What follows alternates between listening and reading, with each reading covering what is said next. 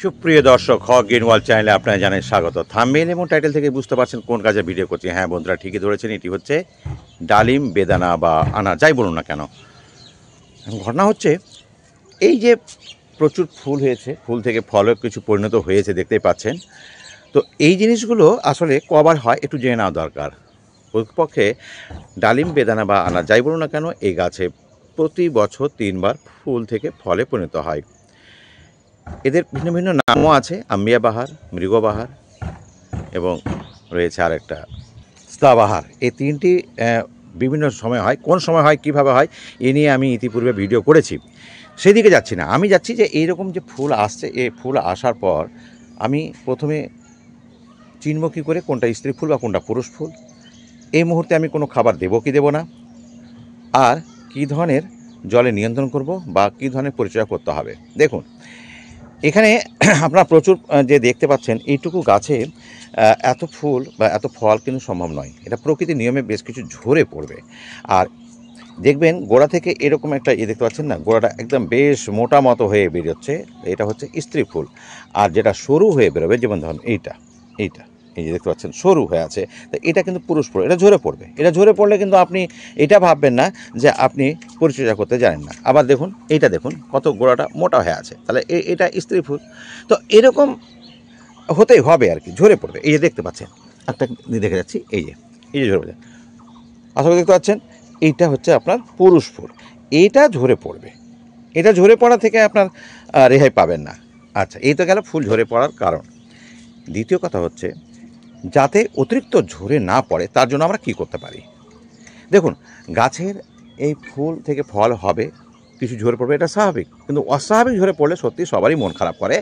আর এটা ঝরে পড়ার কারণ হচ্ছে জলের নিয়ন্ত্রণ। দেখবেন আপনারা যে টবের গাছের ক্ষেত্রে যত বেশি নষ্ট হয়, এমনি মাটিতে যে গাছটা থাকে সেখানে কিন্তু নষ্ট হয় না। কারণ মাটি থেকে যে গাছটা থাকে তার প্রয়োজনীয় জল কিন্তু সে সংগ্রহ করতে পারে। কিন্তু টবের গাছে টবেই যদি জল না থাকে, তো সংগ্রহ কোথায় করবে? কাজেই এই জলের নিয়ন্ত্রণটা কিন্তু খুব সচেতনভাবে আপনাকে করতে হবে। এখন গাছের তলে তো আপনি 7 দিন বসে থাকতে পারবেন না। কি করবেন আপনি? তো করতে হবে যেটা, সেটা প্রথমে বলবো, সেটা হলো আপনাকে দিতে হবে বোরন এবং জিঙ্ক যুক্ত কোনো অনুখাদ্য বা মাইক্রোনিউট্রিয়েন্ট। যদি একান্তই আপনি আলাদা আলাদা দেন, তো আমি দেখাচ্ছি আপনাদেরকে। যেমন এই যে জিঙ্ক আছে, এই জিঙ্ক আপনি দিতে পারেন, জিরেটেড জিঙ্ক দিতে পারেন। আর একটা কি আছে যেটা বললাম, সেটা হচ্ছে এই যে বোরন। তো আমি আপাতত আজকে যে জিনিসটা দেবো সেটা হচ্ছে বোরন দেব। তো এই যে বোরন এইরকম সাদা সাদা রঙ হয়, জিঙ্কও সাদা হয়, তবে এটা দানা দানা হয়। একটু জলে আমি এটাকে গুলে দিলাম। এমনি মাটিতে এখানে গাছের গোড়াতে দিলেও হবে, কিন্তু আমি আর যাতে তাড়াতাড়ি কাজটা হয়, যেন এটা খুব ওয়াটার সলেবল, মানে একবার একটু নাড়িয়ে দিলেই যথেষ্ট। বাস এইটুকু, এইভাবে দিয়ে দিলেই যথেষ্ট। আচ্ছা, এবার বন্ধুরা, গাছের ফল ড্রপ হবে না এমন ব্যবস্থা আমি করে দিলাম। এর 7 দিন পরে আমি, আজকে যে আমি বোরন দিলাম, এর ঠিক 7 দিন পরে আমি জিঙ্ক দিতে পারি।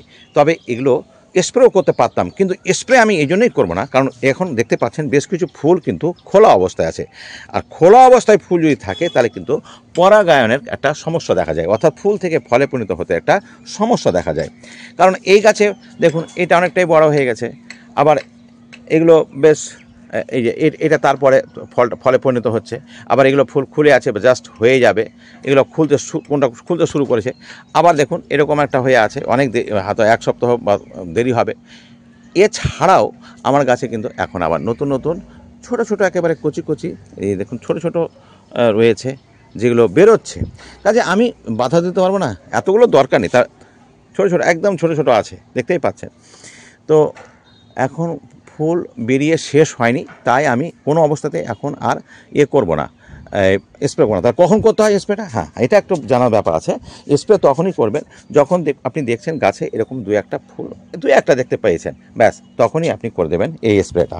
এই স্প্রেটা করতে গেলে আপনি মিরাকুলারও করতে পারেন ওই সময়, কেন বেশি করে যদি ফুল যদি খুব বেশি গাছে না আসে তাহলে করতে পারেন। তো এই গেল মানে স্প্রে ব্যাপারটা। স্প্রে ফুল যখন খুলে যাবে, তারপর থেকে ফুলের এরকম বাধা বা এরকম না হওয়া পর্যন্ত আপনি আর করবেন না।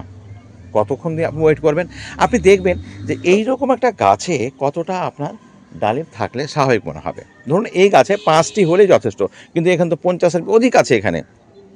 তো আপনি 5-এর জায়গায় না হয় 10টা নেবেন, 10টাও অনেক অতিরিক্ত মনে হচ্ছে।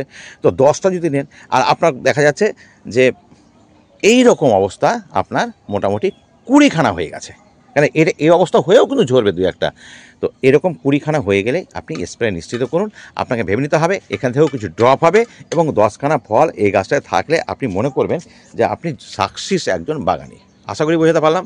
চলে আসবো দ্বিতীয় ধাপে। দ্বিতীয় ধাপটা কি? ফল কিন্তু অনেকের ফেটে যায়। এই ফেটে যাওয়ার ব্যাপারটা ওদের জলের অতিরিক্ত কারণে, তখন কিন্তু আপনাকে জিঙ্ক বোরন একসঙ্গে আপনি দিতে পারেন।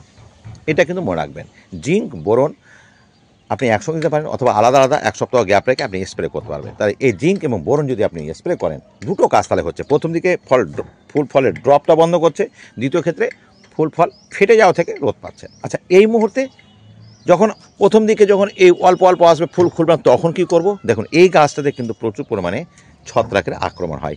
এই ছত্রাকের আক্রমণকে আপনি নিয়ন্ত্রণ করতে না পারলে কিন্তু গাছে অতিরিক্ত ডালিম ফলাতে পারবেন না। দেখুন, আপনাকে দেখাচ্ছি আমি। দেখুন, এই যে দেখতে পাচ্ছেন এই অবস্থা। কি করতে হবে?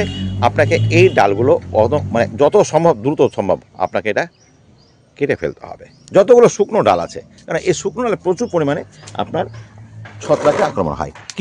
তাহলে কীভাবে নিয়ন্ত্রণ করবেন? দেখুন, আমি জানি যে প্রত্যেকটা বাগানের কাছে আমাদের এই ব্র্যান্ডের ফাঞ্জিসাইড সবার কাছেই থাকে। এইটা কি কি জিনিস দিয়ে তৈরি একটু দেখে নেওয়া যাক। দেখুন, এখানে তো খেয়াল করে দেখবেন, দেখতে পাচ্ছেন আপনি এখানে কম্পোজিশনটা কার্বনডিজম আছে রয়েছে আর ম্যাঙ্কোজুব রয়েছে। যদি আপনারা এটা ছাড়াও কপার অক্সিক্লোরাইড পান, সবচাইতে উত্তম। কপার অক্সিক্লোরাইড মনে রাখবেন, কপার অক্সিক্লোরাইড জাতের যদি আপনি ফাঞ্জিসাইড পান, অবশ্যই স্প্রে করবেন। স্প্রে কতদিন পর পর করবেন? অবশ্যই 15 দিন পর পর আপনাকে করে দিতে হবে। এই ফাঞ্জিসাইডগুলো করতে গেলে এই যে ডাইব্যাক টাইপের হয়েছে, ছত্রাক আক্রমণ হচ্ছে, এটা কিন্তু হবে না। কারণ এই গাছের সবচাইতে বড় শত্রু হচ্ছে এই ছত্রাক। এই ছত্রাকের আক্রমণটাকে নিয়ন্ত্রণ করুন। আর যে টিপসগুলো বললাম আমি একবার আর আপনাদেরকে স্মরণ করে দিচ্ছি। ফুল আসতে শুরু করলেই আপনি একটা ভিটামিন দিতে পারেন, যেমন আপনাকে বিপুল বললাম, পিজিআর হিসাবে আপনি দিতে পারেন, মিরাকোনা সে দিয়ে দিলেন, কোনো ব্যাপার নয়। ফুল ফুটবে, ফুল ফোটার মুহূর্তেই কিন্তু আপনাকে ছত্রাক 15 দিন অন্তর অন্তর স্প্রে করতে হবে। যখন এইভাবে খুলে যাবে এইভাবে ফুল খুলে যাবে, তারপরে স্প্রে করা চলবে না। আশা করি বুঝতে পারছেন। ফুল ফল ড্রপ হওয়ার জন্য আপনাকে জিঙ্ক এবং বোরন স্প্রে করতে হবে 15 দিন অন্তর অন্তর।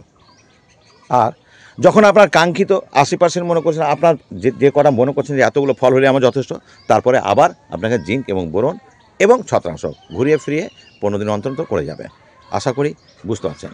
এবার গাছ রাখবেন কোথায়? গাছ অবশ্যই রাখতে হবে আপনাকে রোদযুক্ত জায়গায়। ব্যাস বন্ধুরা, পরবর্তী ভিডিওতে আমি হ্যাঁ, একটা কথা আর বলতে ভুলে গেছি। জিঙ্ক বোরন কিন্তু আপনার ফল ফেটে যাওয়া তাকে রোধ করে। তো বন্ধুরা, আজকে নতুন কোনো টিপস আপনাদের দিচ্ছি না।